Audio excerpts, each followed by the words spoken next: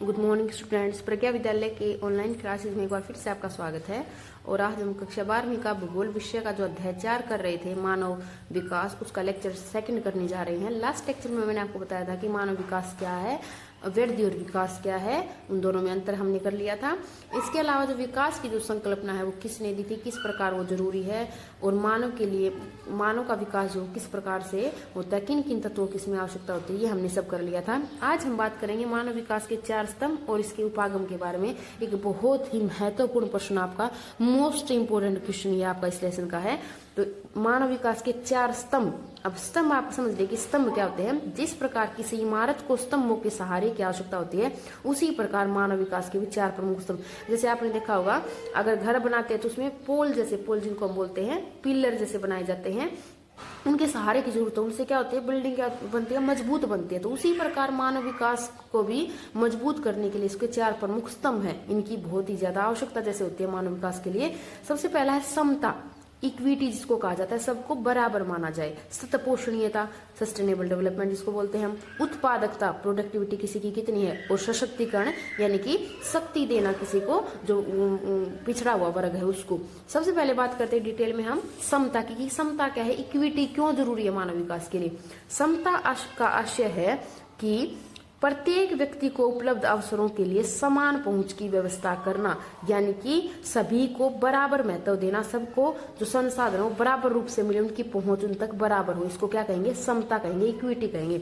लोगों को उपलब्ध अवसर धर्म, लिंग, नस्ल, जाति, जन्म स्थान तथा आय के भेदभाव के बिना समान होने चाहिए। यानी कि जो भेदभाव किन किन स्तर पर देखने को मिलता है, धर्म के आधार पर होता है, जैसे लिंग के आधार पर पुरुष महिलाओं में होता है, नस्ल के आधार पर होता है, जाति के आधार पर होता है, जन्म स्थान के आधार पर है। तो इन सब भेदभावों को बिना देखे उन सबको समान करना चाहिए। ऐसा ज्यादातर नहीं होता है। अब जैसे हमने कह तो दिया कि समता होनी चाहिए मानव विकास की, लेकिन कई बार ऐसा देखने को मिलता है, आपने भी अपने आसपास देखा होगा कि कभी ना कभी थोड़ा बहुत भेदभाव जरूर होता है। लिंग के आधार पर भी देखा होगा, जाति के आधार पर भी आपने देखा होगा, धर्म के आधार पर भी आपने देखा होगा। जैसे किसी देश में यह जानना रुचिकर होता है कि विद्यालय में अधिकांश छात्र किस वर्ग से हैं, तब ऐसी भेदभाव की घटनाओं का पता चलता है। अब और भी अच्छा उदाहरण आप देख सकते हैं। अगर आप विद्यालय में देखें कि किस वर्ग के, किस जाति के या किस धर्म के बच्चे ज्यादा पढ़ते हैं, तो उससे हम अनुमान लगा सकते हैं कि किन के साथ ज्यादा भेदभाव हो रहा है। तो समता जब तक नहीं है तब तक पूरी तरह से मानव विकास नहीं किया जा सकता है। सबको इक्वल जब तक हम नहीं कर देते हैं। दूसरी बात आती है सतत पोषणीयता की, सस्टेनेबिलिटी की, कि यहाँ सतत पोषणीयता अर्थात निर्वहन का अर्थ है लोगों को विकास के अवसर लगातार मिलते रहें। ये नहीं है कि हमें तो मिल रहे, हमारी आने वाली पीढ़ियों को ना मिले, ऐसा नहीं होना चाहिए। ये सबको एक बराबर लगातार मिलते रहने चाहिए। समस्त पर्यावरणीय, वित्तीय एवं मानव संसाधनों का उपयोग भविष्य को ध्यान में रखकर करना चाहिए। यदि इन संसाधनों का दुरुपयोग भावी पीढ़ियों के लिए दुरुपयोग होता है तो भावी पीढ़ियों के लिए अवसर कम पड़ जाएंगे, हम उनको कम कर देंगे। अब ये क्वेश्चन आप पहले भी बहुत बार देख चुके हैं कि सतत पोषणीयता क्या होती है, कि हम अपनी आवश्यकताओं की तो पूर्ति करें, लेकिन आने वाली पीढ़ियों की आवश्यकताओं को भी ध्यान में रखें और इसके साथ साथ पर्यावरण की भी रक्षा करें, तभी तो विकास बराबर होगा। अब हमें तो वो चीजें मिल रही है, लेकिन आने वाली पीढ़ियों को ना मिले तो विकास कैसे होगा। हमने तो अपना विकास कर लिया, लेकिन आने वाले समय में तो विकास रुक जाएगा। तो इसीलिए सतत पोषणीयता का होना बहुत ही जरूरी है। तीसरा आता है उत्पादकता, प्रोडक्टिविटी की। उत्पादकता किसी की कितनी है, कोई कितना उत्पादन कर सकता है। यहाँ उत्पादकता से तात्पर्य मानव श्रम की उत्पादकता से। आपने देखा होगा कि हर व्यक्ति एक जैसा नहीं कमा सकता है, उसकी कमाने की जो कैपेसिटी है वो एक जैसी नहीं होती है। मनुष्य के काम करने के तरीकों को बेहतर बनाकर तथा उनमें क्षमताओं का निर्माण करके उत्पादकता में निरंतर वृद्धि की जा सकती है। यानी कि अगर मानव के काम करने के तरीके ठीक कर दिए जाएं, अब कोई व्यक्ति तो सुबह शाम तक मेहनत करता है, मजदूरी करता है, वो 200 से 300 रुपये कमाता है, और कोई व्यक्ति इतने ही समय में काम करता है लेकिन मेहनत कम करता है और पैसे ज्यादा कमाता है, तो क्या उसका तरीका सही है। तो तरीकों को सुधार कर हम उत्पादकता को बढ़ा सकते हैं। उत्पादकता में निरंतर वृद्धि की जा सकती है। स्वस्थ शरीर से युक्त हुनरमंद लोग ही किसी राष्ट्र का वास्तविक धन होते हैं। अतः लोगों को बेहतर चिकित्सा सुविधा उपलब्ध कराने एवं उनके ज्ञान को बढ़ाने के प्रयासों से ही लोगों की कार्य क्षमता बढ़ेगी। अब देखें आप, एक तो बीमार व्यक्ति है वो काम करता है, और एक स्वस्थ व्यक्ति है, कौन ज्यादा करेगा, जो स्वस्थ व्यक्ति है, और उसका खर्चा क्या होगा, कम, क्योंकि बीमार का तो दवाइयों का खर्चा भी बढ़ेगा। इससे देश का विकास क्या होगा, रुक जाएगा। दूसरी ओर बात करते हैं पढ़े लिखे और अनपढ़ लोगों की। अगर ज्ञान वाले व्यक्ति हैं, जिनके पास ज्ञान ज्यादा है, तो वो क्या करेंगे, देश के लिए ज्यादा कमा सकते हैं, ज्यादा काम कर सकते हैं। लेकिन जो अनपढ़ हैं वो श्रम तो कर सकते हैं, लेकिन उतना नहीं कमा पाएंगे जितना पढ़े लिखे लोग कमा पाते। तो इसीलिए देश के अंदर पढ़े लिखे और स्वस्थ लोगों का होना बहुत ही जरूरी है, जिससे उनकी क्या बढ़ेगी, उत्पादकता, और उससे क्या होगा, मानव का विकास होगा। चौथा जो स्तंभ है बहुत ही महत्वपूर्ण, वो है सशक्तिकरण।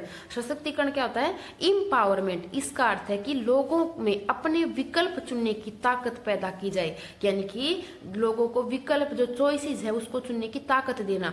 यह ताकत बढ़ती हुई स्वतंत्रता, क्षमता और उत्पादकता से आती है। मानव विकास के लिए जरूरी है कि सामाजिक एवं आर्थिक दृष्टि से पिछड़े वर्ग और विशेष रूप से महिलाओं को का सशक्तिकरण हो। अब यहाँ किसकी बात करें, सशक्तिकरण की जरूरत किसको है, जिनको स्वतंत्रता की जरूरत है, यानी कि महिलाओं को सशक्तिकरण की आवश्यकता सबसे ज्यादा। इसके अलावा जो सामाजिक और आर्थिक दृष्टि जो पिछड़े वर्ग हैं उनको भी सशक्तिकरण की आवश्यकता है, कि उनके अंदर ये हम जगह है कि हाँ वो इस काम को कर सकते हैं, उनको इसके लिए हम चॉइस दें, विकल्प दें, तभी तो उस काम को करेंगे, उनकी स्वतंत्रताओं को बढ़ाया जाए, तभी वो एक देश के विकास में योगदान दे सकते हैं। तो इसीलिए सशक्तिकरण का भी बहुत ही विशेष महत्व है, जब भी मानव विकास अच्छे प्रकार से हो सकता है। ये तो थे मानव विकास के 4 हमारे स्तंभ। इसके बाद बात करते हैं मानव विकास के उपागम की, कि अप्रोचेज कौन कौन सी हैं। अब आप दोनों को अलग अलग करें, क्योंकि कई बच्चे इनको मिक्स भी कर देते हैं। मानव विकास को देखने और समझने के अनेक ढंग अथवा उपागम है, जिनमें 4 महत्वपूर्ण है। यानी कि कैसे पता लगेगा, वो तो बात है कि मानव विकास कैसे हो, लेकिन यहाँ बात करेंगे कि मानव विकास का पता कैसे लगेगा, कि कितना मानव विकास हुआ है कहीं पर। सबसे पहला आता है आय उपागम, कि हम कैसे मेजरमेंट करेंगे कि विकास कितना, उसके उपागम है। आय उपागम तो शुरुआत जब मैंने चैप्टर की थी तब भी आपको बताया था कि शुरुआत में क्या था, अगर किसी देश के पास पैसा है, देश के पास पैसा है और उसकी अर्थव्यवस्था मजबूत है, तो उसको क्या मानते थे हम, उसको विकसित मानते थे। लेकिन अगर किसी देश के पास पैसा नहीं है और उसकी अर्थव्यवस्था कम विकसित है, तो उसको हम विकासशील या फिर अल्प विकसित कहते थे। यानी कि किससे जोड़ते हैं हम विकास को, पैसे से जोड़ते आए हैं शुरुआत से ही। बाकी चीजें तो बाद में आई हैं, जैसे स्वास्थ्य है, संसाधनों तक पहुंचे, लेकिन शुरुआत में क्या था, पैसा ही था। यह मानव विकास के अध्ययन का सबसे पुराना उपागमों में से एक है, जिसमें आमदनी के बढ़ने को विकास का होना माना जाता है। जैसे मैंने कहा ना आपको कि अगर पैसा ज्यादा है तो विकास भी ज्यादा है। इस उपागम में यह माना जाता है कि आय का स्तर किसी व्यक्ति की स्वतंत्रता को दिखाता है। आय के स्तर के ऊंचा नीचा होने से ही मानव विकास का स्तर भी ऊंचा नीचा होता है, यानी कि जितना पैसा कमाएंगे उतना ही विकास होता चला जाएगा, और जितना कम पैसा कमाएंगे, आय का स्तर जितना नीचा होगा, उतना ही विकास भी कम होगा। दूसरा जो उपागम आता है वो होता है कल्याण उपागम। अब थोड़ा सा हम आगे बढ़ते हैं, शुरुआत से थोड़ा सा आगे चलते हैं कि बाद में कौन कौन सी चीजें आने लगी। इस उपागम के अनुसार सरकार द्वारा लोगों के कल्याणकारी कार्यक्रमों जैसे शिक्षा, स्वास्थ्य, सामाजिक सुरक्षा, सुख साधनों पर अधिक खर्च करके मानव विकास के स्तरों को बढ़ा सकती है। यह उपागम मनुष्य को सभी विकासात्मक गतिविधियों के केंद्र के रूप में देखता है, यानी कि वहां पर पैसा महत्वपूर्ण था, लेकिन यहाँ कौन महत्वपूर्ण है, मानव। मानव सेंटर में रहेगा और बाकी सारी चीजें, शिक्षा है, स्वास्थ्य है, सामाजिक सुरक्षा, उसके बाहर से रहेंगी, घूमती रहेंगी।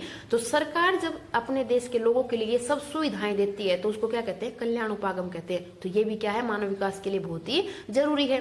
तीसरा आता है आधारभूत आवश्यकता उपागम। ये तो थी कल्याण की बात। अब आधारभूत जो बेसिक रिक्वायरमेंट है वो भी बहुत जरूरी है किसी देश के लिए, क्योंकि जब तक मानव की बेसिक रिक्वायरमेंट्स पूरी नहीं होंगी तब तक विकास नहीं हो सकता है। मूल रूप से यह उपागम अंतर्राष्ट्रीय श्रम संगठन की देन है।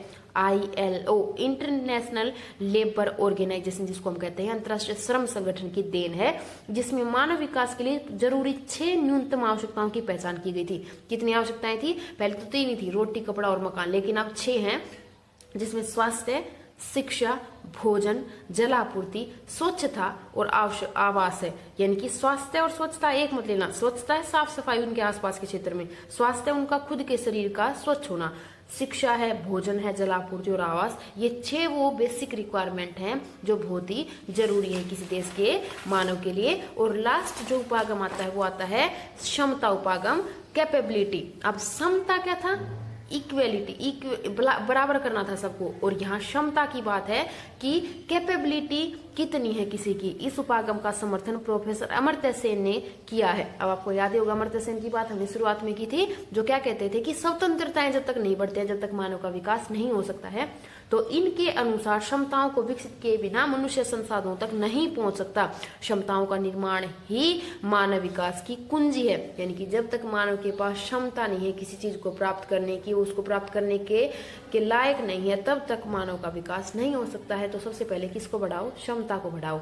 आज का जो आपका होमवर्क रहेगा बहुत ही कम है।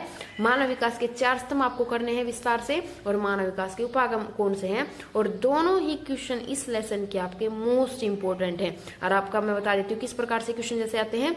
दो उपागम भी पूछ सकते हैं कोई दो, या दो स्तंभ भी पूछ सकते हैं, चारों भी आपके आ सकते हैं। और ये बड़े क्वेश्चन में भी आते हैं और आपके 3 नंबर के जो क्वेश्चन उनमें भी ये क्वेश्चन है बार बार रिपीट होते हैं। तो इनको अच्छे से नोटबुक में उतारो, अच्छे से याद करें। Thank you.